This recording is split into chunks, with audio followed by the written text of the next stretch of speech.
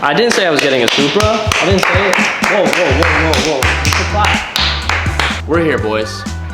This is Today. it. This is it. This is gonna be the most expensive cut to date, ever. Period. Finito. I'll do one, you'll do one. We have to share the experience together. If you guys are not caught up to speed, we have everything mounted on the car except the Rear fenders and the side skirts. But the rear fenders today are gonna get placed on the car, drilling Clecos and cutting them up. There's no going back from this point, but I'm excited. I think a lot of you guys have been anticipating this episode just as much as we have, with just a little tiny spice of fear. All that being said, let's cut the crap and get into it. Oh, hey! Nice! All right, so before we make any cuts on this car, we need to make sure that the rear fender is exactly where it needs to be. The first thing we're doing to decide that is taking a step back on the car. And now with the side skirt on the car and looking at the fitment of the rear bumper, we can kind of make sure that everything lines up okay. It actually kind of helps that the rear fender has like this indentation line on it that lines up exactly with the side skirt. So you can, for the most part, get an idea of if the fitment is correct. But everything does fit snug, and there's no like real attachment for the back here, so I'm not sure how tight that's supposed to be. But kind of just like we were saying from the beginning, Cal, yeah, there's really not that much to get rid of. So while we were doing research for this kit way before TJ bought it, we were looking into how much people cut from the kit, because that was really important to teach. TJ looked at the picture and said they didn't cut anything. Yeah, I didn't even think they cut it. But what they actually cut, if we go on the other side, was this much. This ridge here is what we need to go. We also need to figure out how much we actually need to cut. You could probably stop around here. I don't think we need to go all the way through. That's just kind of unnecessary. You have to think about it as if a wheel was here and if a wheel was to travel up. Yeah. You need to make sure it's not going to bottom out on the fender here. So that's how much we need to get rid of. We have the over fender where we think it looks best. So the first thing we're going to do is we're going to start punching holes and dotting holes and just kind of letting our...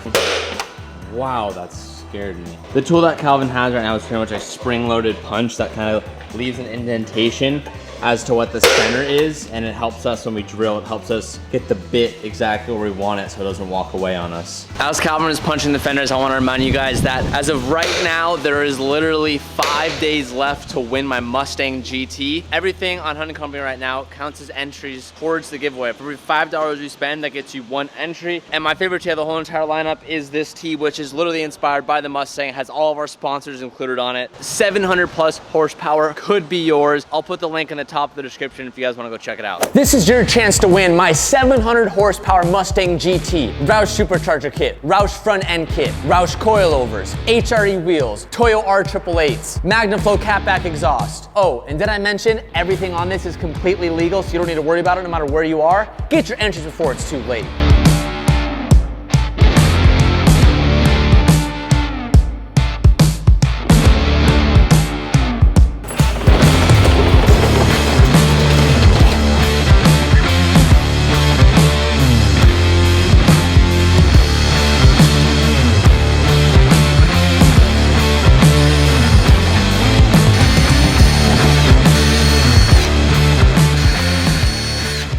With our rear over fender placement exactly where we want it, we're gonna go ahead and remove this now, and this is when it gets interesting, boys. Oh, I still gotta take off rear bumper. We're about to cut this up and make our lines so we can follow it and make sure we don't screw anything up.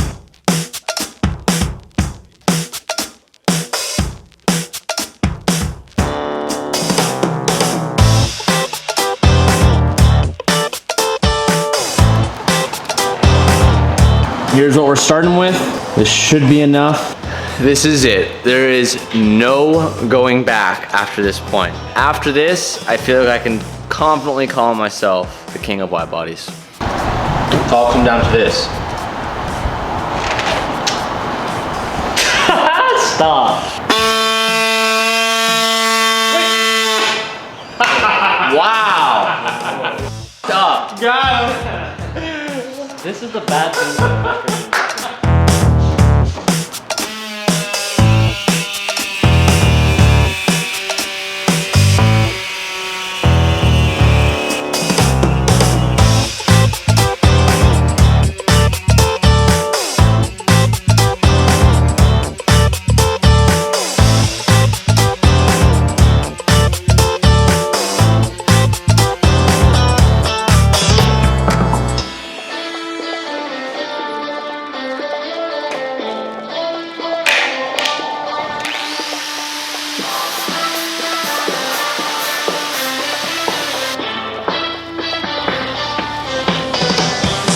When I like went in, I like started here, and then I like started there, and then Calvin came in and like started the bend because I was like really scared of snapping my. So like other than beyond that, everything looks really, really good. Not that it really matters. One side done.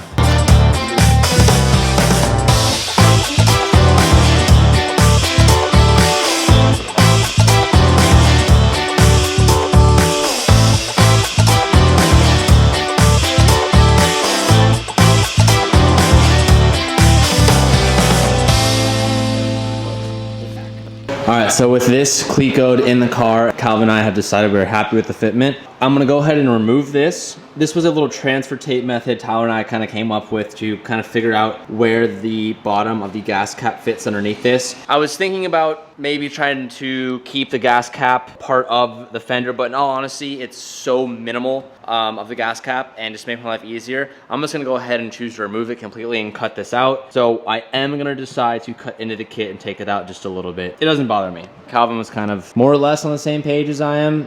You could technically use a piece of this fender and marry it to the gas cap and all that stuff, but on all my kits I have cutouts, so I'm gonna choose to do a cutout on this kit. Calvin's gonna go ahead and make that cut. He has a pretty steady hand, so he's gonna go ahead and do that. And in the meantime, I'm gonna tape up this fender, decide how much you wanna cut off, and we gotta cut this side.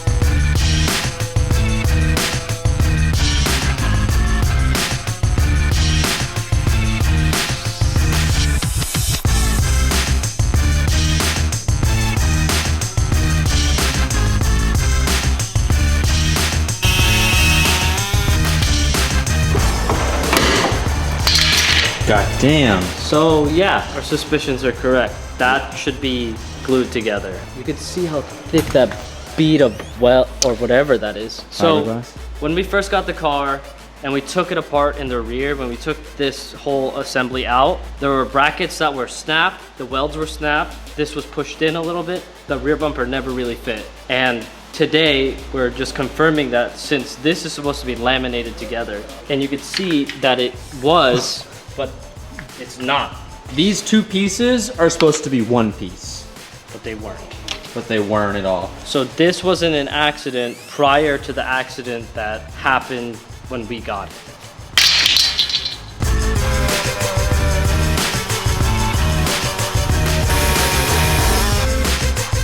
No, I'm just trying to see, so I don't need to shave here. I do need to shave here.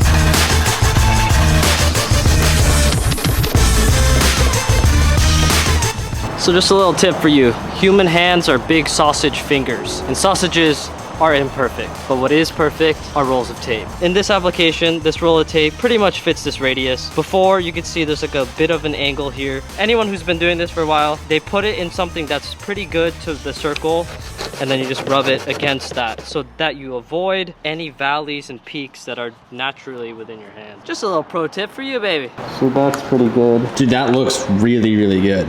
That's pretty good there. I need to open this up a little more. A little bit more material on that side, but just how smooth and like how much it looks like a perfect circle, I'm impressed. That looks really, really good. Thanks, mate. A little bit more sanding and she'll be ready to go. After you finish sanding it, I'll press the button, we can open it up and see how it looks. Oh, perfect.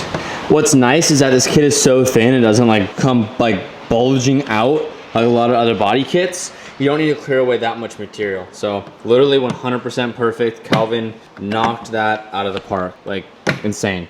Super good job.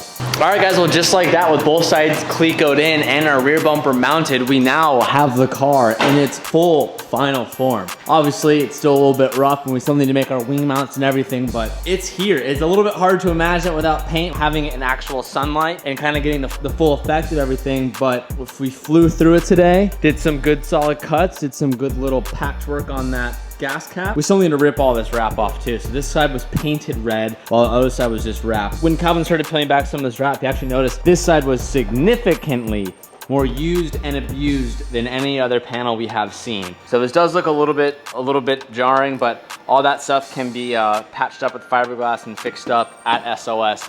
So I'm not too concerned with it. SOS has done us good in the past. All the bodywork and film work they've done is really good. So I'm not sweating it at all. I know Oscar's got us covered. One of my main things about this kit that I really like is the fact that it uses and retains a stock side skirt. As much as I like having really wild kits and stuff, I feel like on Ferrari and on higher end stuff, I really think that less is more. And not to say I didn't like the Liberty Walk kit, but one of the biggest reasons to why I like the GT3 kit more than the Liberty Walk kit, or at least the version 2 of Liberty Walk, is there was just so much going on with that kit. Their V1 was a little bit more simple. It was just over fenders for a front and rear, and I think a wing. And I thought that looked really good. I actually prefer V1 over V2. But with the GT3, it literally combines, in my opinion, the best of both worlds of having something a little bit wild, but it still is more or less, almost just looks like a stock body on steroids. And I really think that's what this car really looks like. The rear matches up perfectly with the front. And a body line that I'm just now noticing after looking at it today is if you see this little body line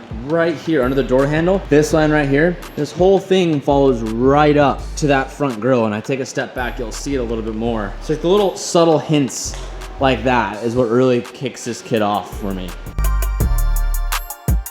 So this morning we had the HRE team come down to the shop and scan the fender wells for the car. And yes, I will let you guys in on the secret. We are gonna be running HREs on this car, which I think for most of you was a given. Although I'm not gonna tell you guys what the face is gonna look like or what the barrel is gonna look like or any of that sort. One of the main reasons as to why I wanted to run HREs on this car is because 1, they're a local brand, 2, they're badass, and 3, they have the technology to come and 3D scan the car so we make sure we can get perfect fitment and we don't sacrifice anything on this car. Now keep in mind, because this car isn't a popular kit and there isn't much information on this, it wasn't like I can make some measurements myself and just have a random company make me wheels for this, because 1, I wouldn't know if they're 100% right, and 2, I don't really trust myself. So they came down here and they scanned the car with the wheels off the car and they scanned it again with the wheels on the car. So as you can see here, the car is now on wheels and you can kind of see the spaceship fitment that we have. Which honestly leads me to one of my concerns with this car, which is what I stated in the beginning of this series. I don't want to go on bags unless we have to.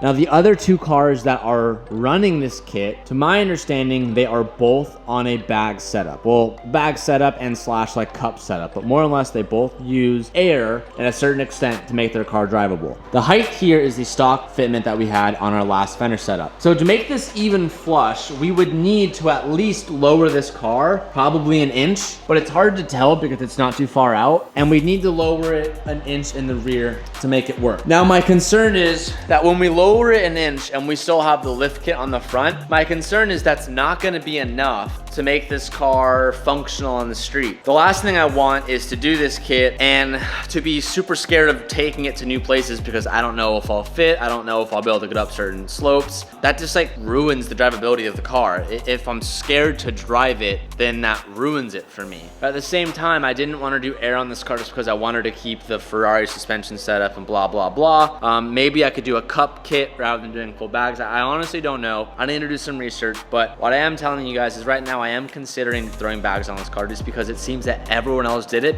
because they literally had to. GT3 cars don't have good fitment. Race teams don't care about their fitment. They're all about practicality. So it's really difficult to try to get that flush fitment that we all want on street cars on a kit that was designed with no intention of ever doing that. So there's a couple challenges we need to kind of work around here, and HRE is helping me with that, with those 3D scans. We're really able to play with a bunch of sizes and get real accurate data to see what we can and can't do. We also did a wheel turning test, as you guys can see, and we are hitting not only in the back, but in the front. So that means that we're gonna have to start cutting more of these fenders and stuff out once we get our new wheels in. We're not gonna do it with these stock wheels just because there's no point, because it might be a little bit different when we get our new wheels. But we have rubbing in the front, on the front and in the back. So that's to win in our book, just more stuff to try and figure out before SEMA. Nonetheless, we got good information. We made it on time for a 3D scan from HRE. So what's left to do is we still need to install these motion sensor harnesses on the front and the back of the car. We need to fix all the rear bumper assembly pieces like the license plate lamps. We need to plug in our harness for the backup camera. And the same needs to be done to the front. And then once that stuff goes in, we can get this car off to paint, sayonara, and we'll see it in 3 weeks. And then we have to figure out our wing mounts. We have to figure out our suspension setup. We still have a lot to do. That's actually wrong. It's not 53 days. We have 52 days to figure out all the stuff. But I'm feeling confident. I'm feeling good. I feel like we can do it. We just need to put our head down and grind it out. That being said, if you made it this far in the video, please smash that thumbs up button. You guys have been killing it with the engagement on the videos, and that helps out so much more than you guys know. So please do that. Give a smash for the beard. Thank you guys so much for watching. I'll see you in the next one. Peace out and keep moving forward.